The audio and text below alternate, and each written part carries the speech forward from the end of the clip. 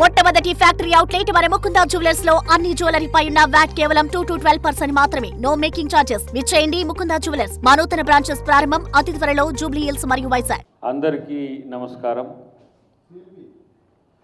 గౌరవ పెద్దలు విప్ బీర్ల ఐలయ్య గారు, పెద్దలు వేముల వీరేశం గారితో పాటు ఇప్పటికీ జరిగిన పరిస్థితుల మీద ఒక మాట మాట్లాడాల్సిన అవసరం ఉంది. ఎందుకంటే కేటీఆర్ ఏదో పరమ పవిత్రునిగా మాట్లాడుతున్న ప్రెస్ మీట్ చూసి నేను అనుకుంటున్న వీళ్ళకు బీఆర్ఎస్ వాళ్ళకు సంతోషంగా ఉన్నట్టుంది. ఒక సంబురం చేసుకుంటున్నట్టుగా కనిపిస్తున్నది మనకు.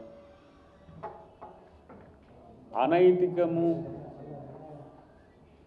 అక్రమము నా జీవితంలో చేయలేదని చెప్పి కేటీఆర్ మాట్లాడుతుంటే నవ్వు వస్తున్నది. అనైతికం, అక్రమానికి అడ్రస్సే బీఆర్ఎస్ పార్టీ, కేసీఆర్ కుటుంబం. నాకు అనిపిస్తుంది ఏంటంటే దొంగతనం చేసి తప్పులు చేసి ఇట్లా తప్పించుకోవచ్చు అని చెప్పి రెండు తెలుగు రాష్ట్రాలకే కాదు మొత్తం యావత్ భారతదేశానికి చెప్తున్న కుటుంబంగా నాకు కనపడుతున్నది. సిగ్గుండాలే కనీసం చెప్పుకోవడానికి. మీ ఆస్తులు 2014 కంటే ముందు మీరు సమర్పించిన వాటిలో ఏమున్నది? ఈరోజు మీ ఆస్తుల నికర ఆస్తుల విలువ మీరు పబ్లిష్ చేసిన దాంట్లో అంటే ఏంది, ఎలక్షన్ కమిషన్ ఆఫ్ ఇండియాకి ఇచ్చిన దాంట్లో ఎంత ఉందో ఒకసారి సరిచూసుకోండి. ఏం కష్టాలు చేసి మీకు ఇన్ని డబ్బులు వచ్చినరా బాబు? మీకు 10 ఎకరాల్లో ఫామ్ హౌజులు, కోట్ల రూపాయల ఆస్తులు, విదేశాల్లో పెట్టుబడులు అని చెప్పి కోడై కూస్తున్న రోజుల్లో అక్రమం అనైతికం మనకు తెలియదని చెప్పి చెప్తున్న పరిస్థితి. తెలంగాణకు జమిలి దొంగలు మీ కుటుంబం. తెలంగాణను తెగ దోచుకున్న కుటుంబం మీ కుటుంబం.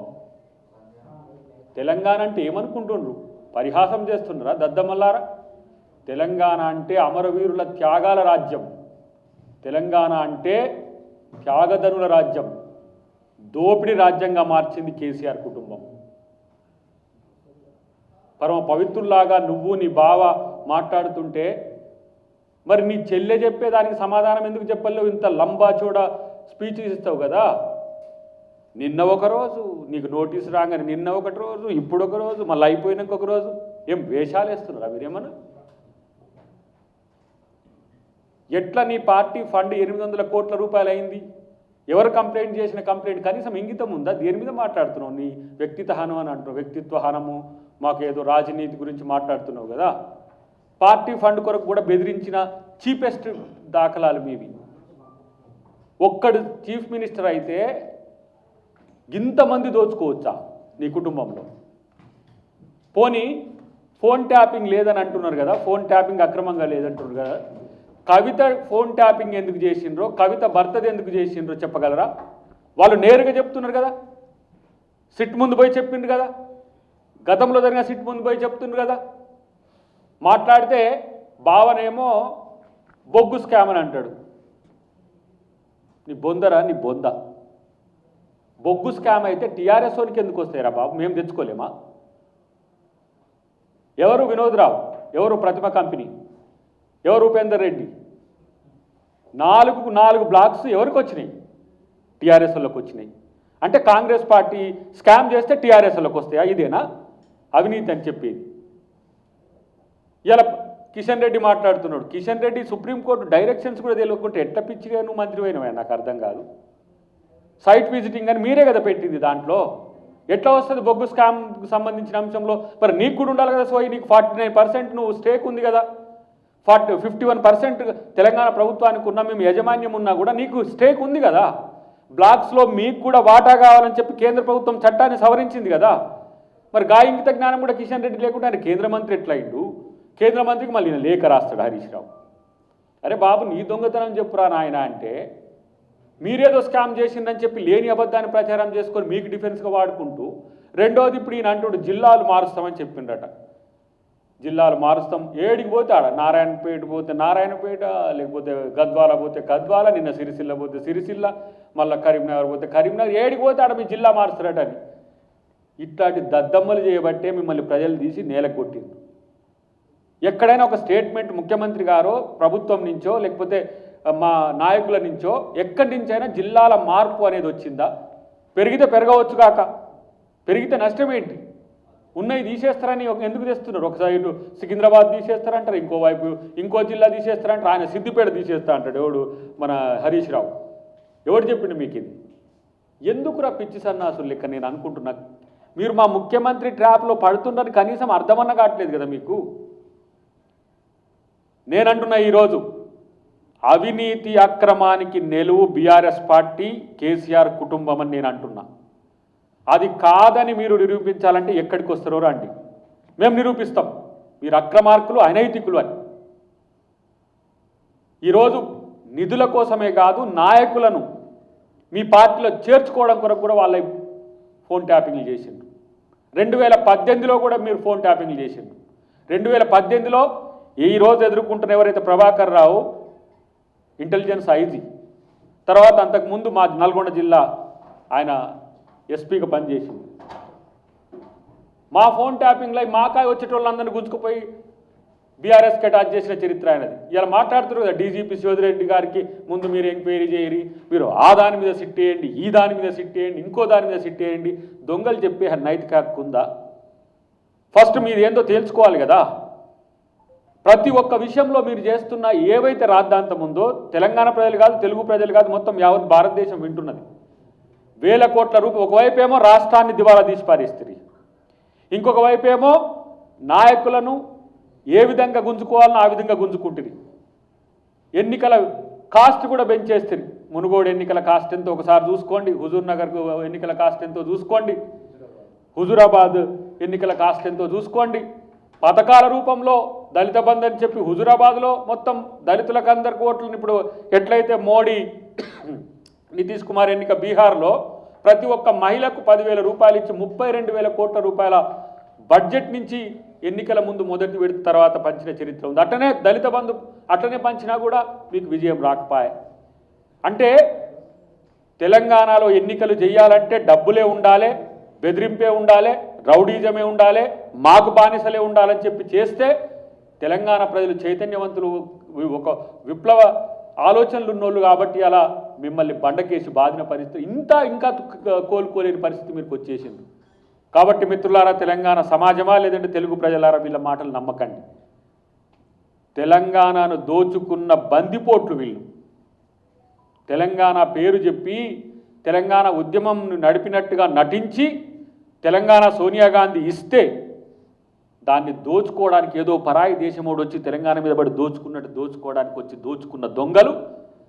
మీ పార్టీ పేరులో నుంచి తెలంగాణ రాష్ట్ర సమితి అనే పేరు ఉంటే దాన్ని నుంచి తెలంగాణను తీసివేసి భారత్ రాష్ట్ర సమితి అని చెప్పి తెలంగాణకు ద్రోహం చేసిన, తెలంగాణకు తల్లికి ద్రోహం చేసిన దొంగలు.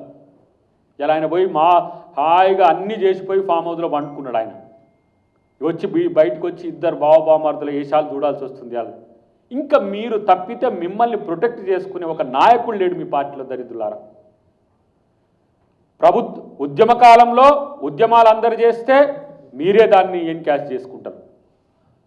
ప్రభుత్వం వస్తే ప్రభుత్వంలో మీరే ఉంటారు. అప్పుడు 4, ఇప్పుడు 3, చివరికి ఇప్పుడు విపక్షంలో ఉన్నా కూడా మళ్ళీ మీ ఇద్దరే. ఎందుకు మీ మీద ఎందుకు వస్తున్నది? హోమ్ మినిస్టర్గా ఉన్న మహమ్మద్ అలీ మీద ఎందుకు రావట్లే? నామకే వాస్తే పదవులు ఇచ్చిండ్రు.